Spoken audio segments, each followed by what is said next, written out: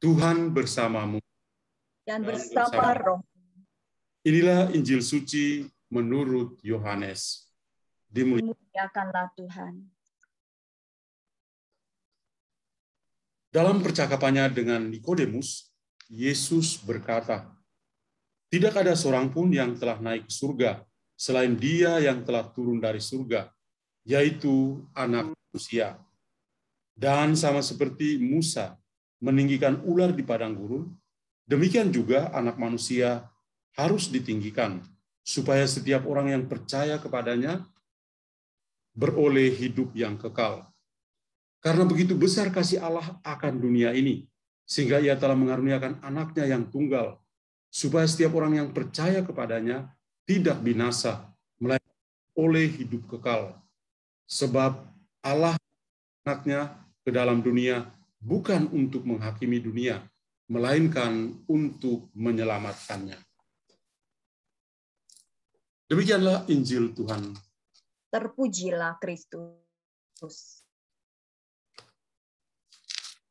Saudari dan saudara yang dikasihi Tuhan, keluarga besar dari Andreas, istri, anak-anak, kasihi. Pertemuan kita yang terakhir seperti tadi saya ceritakan, itu pas 40 hari sekaligus pemberkatan rumah. Ya, memang setelah Pak Andreas meninggal baru rumah diberkati, tapi tetap diingat dalam hidup kita. Dan waktu mengalir begitu cepat. Dalam liturgi gereja, kita selalu diberikan kesempatan pada kita untuk bisa mengenang dan mendoakan orang-orang yang kita kasihi.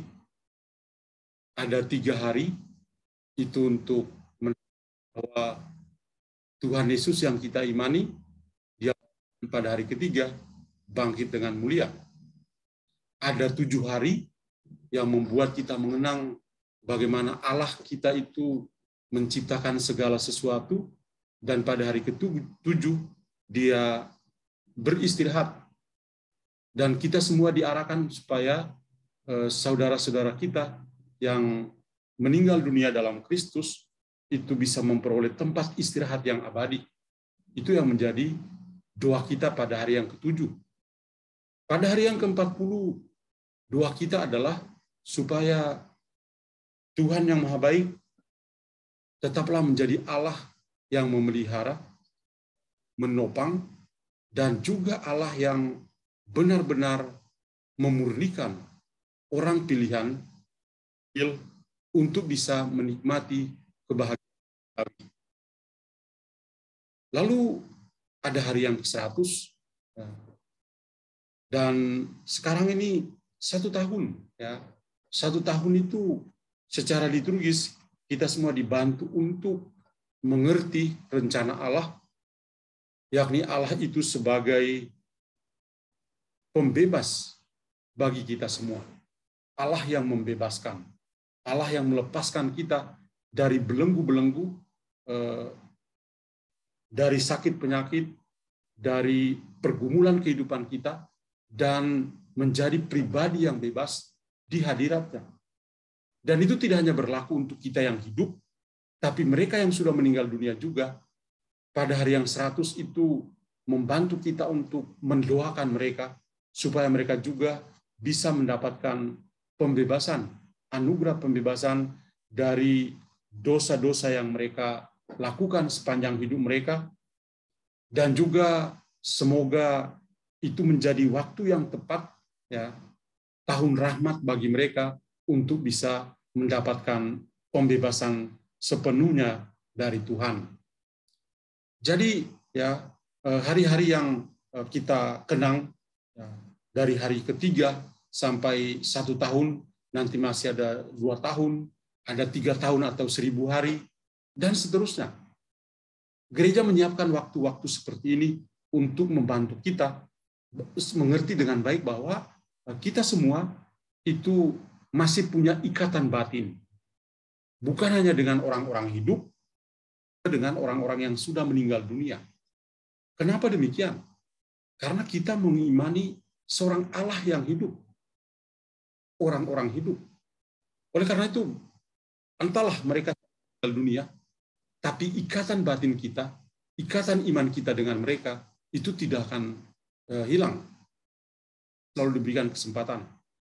Pikirkanlah, ya, kalau seandainya saudara-saudara kita itu dikuburkan, maka di kuburan Katolik itu selalu bersih.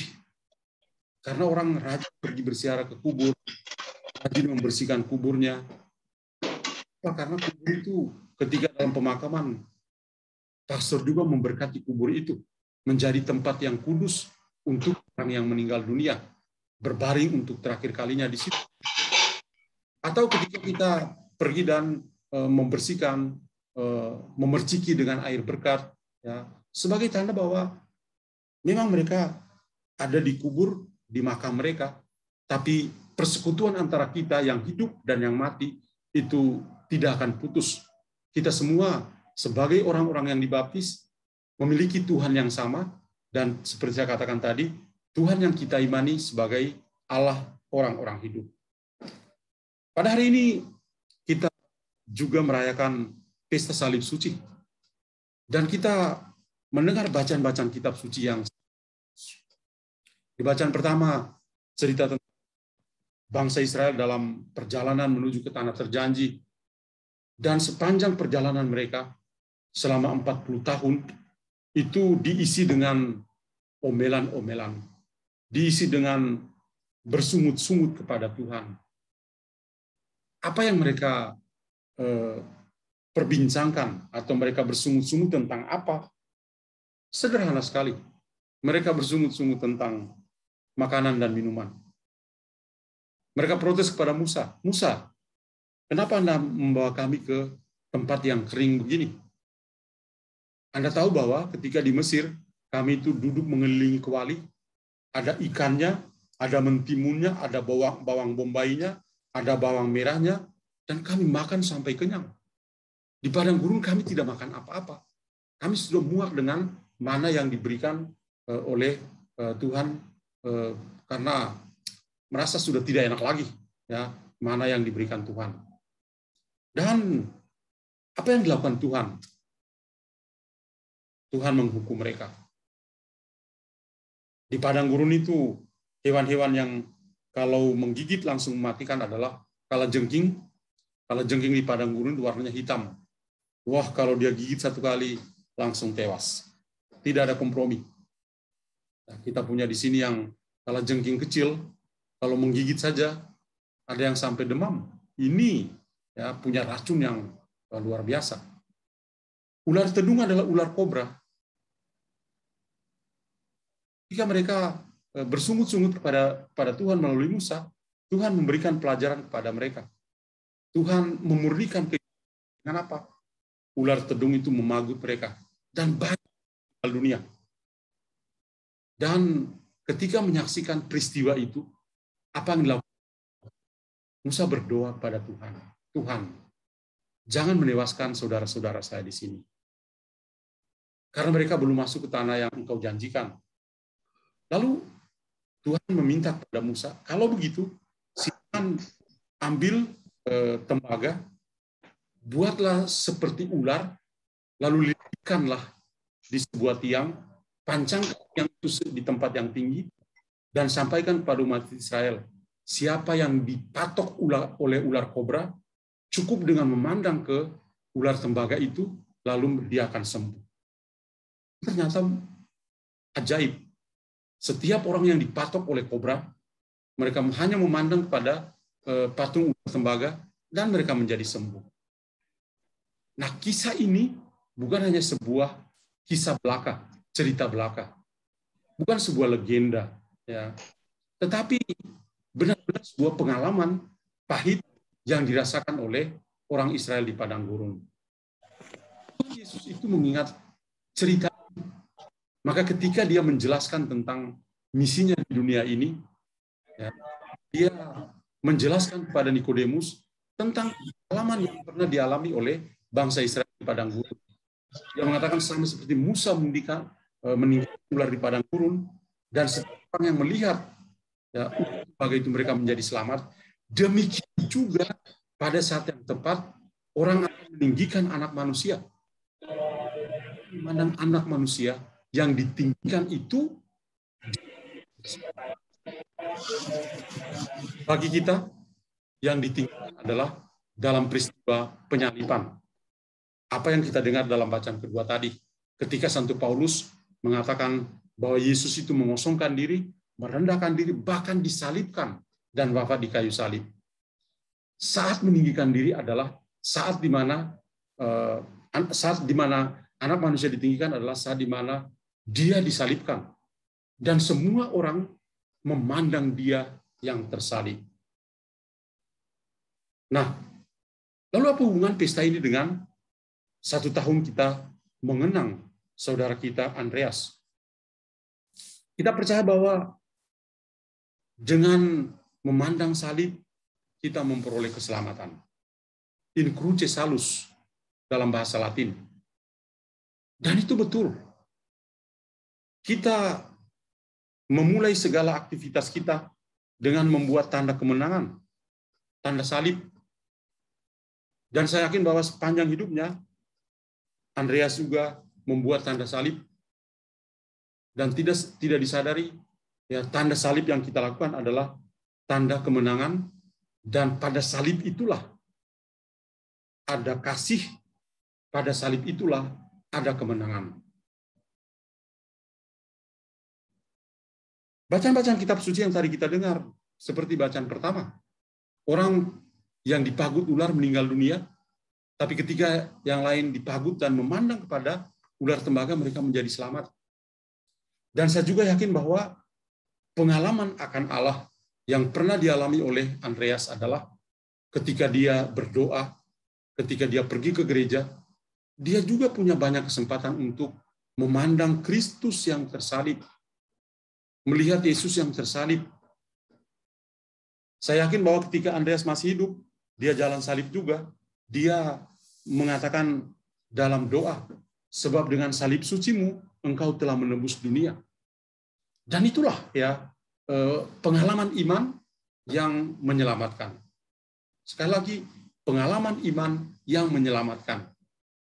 Jadi malam hari ini sambil kita mengenang sosok dari saudara kita Andreas, ya, pas bertepatan dengan pesta salib suci, ya, kita juga mengenang sosok seorang yang memperoleh kemenangan di dalam Kristus karena penebusan berlimpah yang diberikan Kristus kepadanya. Satu hal lagi yang kiranya menjadi permenungan kita pada hari ini adalah tentang salib. Saya yakin bahwa selama 1 tahun terakhir ini, salib itu dialami oleh keluarga. Tapi kita lihat dulu dalam diri Andreas. Sebelum dia meninggal dunia, ketika dia dalam keadaan sakit, itu benar-benar sebuah pergumulan. Sebuah salib yang kita yang hidup itu kita tidak merasakan. Saya yakin istri dan anak-anak juga ya karena meninggal di masa pandemi, mereka juga merasakan bagaimana salib dipikul oleh Andreas ketika berada di rumah sakit, ketika sedang dirawat. Tidaklah mudah. Ya. Tapi saya boleh mengatakan itu sebagai sebuah salib yang dipikul oleh Andreas. Dan salib itulah yang kiranya menjadi harapan bagi keluarga. Dan salib itu adalah sebuah harapan, sebuah cita-cita yang dimiliki oleh Andreas, dan kiranya buah dari salib itu adalah anak-anak berhasil menjadi manusia, memiliki pekerjaan, memiliki perhatian terhadap ibunda mereka yang masih ada di tengah-tengah mereka. Maka salib itu adalah apa? Salib itu adalah setiap pengorbanan kita, di mana pengorbanan kita itu, sekecil apapun pengorbanan itu, bisa membahagiakan orang yang lain. Salib bagi Kristus itu bukan hanya sekedar kayu yang dia pikul itu, tetapi salib bagi dia adalah dia mengorbankan dirinya, dan yang memperoleh kebahagiaan adalah manusia-manusia yang berdosa, Anda dan saya. Itu adalah salib. Selama 1 tahun ini, saya yakin bahwa keluarga juga merasakan itu sebagai salib. Andreas pergi, ya, mungkin ketika meninggal dia tidak berbicara banyak. Istrinya juga tidak mendengar apa-apa, seperti pesan-pesan terakhir, ya. Anak-anak juga, saya yakin, ya. Dan kita bisa membayangkan suka duka seorang ibu, ya, yang harus belajar untuk menjadi single parent selama 1 tahun terakhir ini. Tidaklah mudah. Selagi masih ada Andreas, semuanya oke-oke aja. Kalau ada kesulitan, ada suami, ya semuanya baik-baik saja, ya.